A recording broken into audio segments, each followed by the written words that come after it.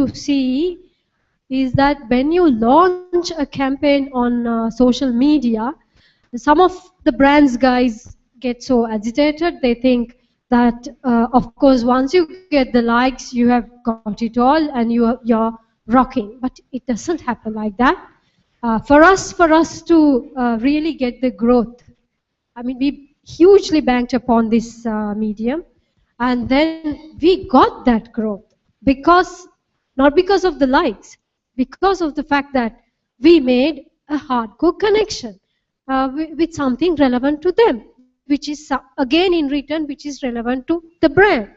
So I think the challenge for the marketer or the brand builder or the developer is to have that essence brought in, which is again very genuine, which is again relevant to the consumer, so that consumer is very openly, very genuinely connected with you for a reason. I hope I have answered your question. Sorry, I just want to center that question and that answer back to it's quite fashionable when something new comes out, social media or otherwise, to find the worst example of how somebody is doing it and critique it. So what you just outlined in terms of likes or generic content being repurposed are not the best practice. But it becomes important to think of and remember a world without social media and without digital. So somebody, if you yourself didn't have access to digital, right, and you ran a traditional media campaign, even with that ratio of 1 million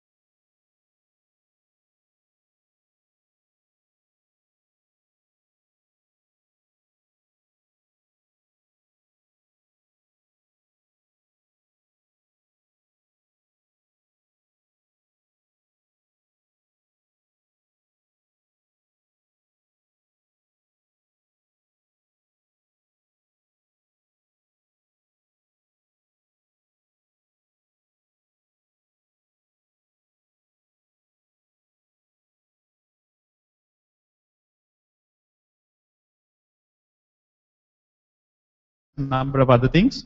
So that is, we are strong advocates of, as much as possible, creating genuine, authentic content. But of course, a lot of people are very smart as well, so they try to find a loophole around it.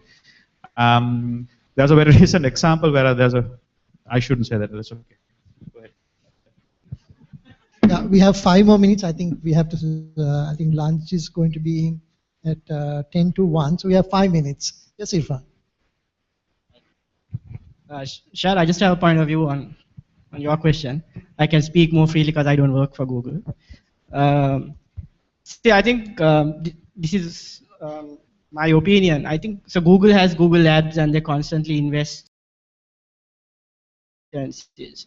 So one of the biggest growth areas, so the next phase of the internet is the Internet of Things, or IoT, which is how do you make dumb objects smart? So how do you make this TV smart, this mic smart, everything? How do you make an ATM machine smart? So the reason, how do you make some dumb people smart? So IoT is basically why Google is getting into robotics. Is it gives them core competencies and technologies that will take them into that next growth area. This is my view. Maybe Google cut me a check, but that's I think the sole reason they're getting into robotics. It's to move into IoT and get into IoT related services. I think Rohan has been sworn to secrecy and not to reveal anything else on that and lose his job.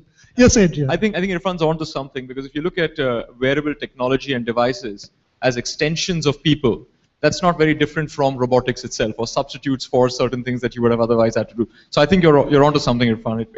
I mean, whether it's right or no, we'll know when we're much older, or not. Maybe we have time for one more question. Yes. I think hi, you asked a question earlier, but hi, I'm Anurad.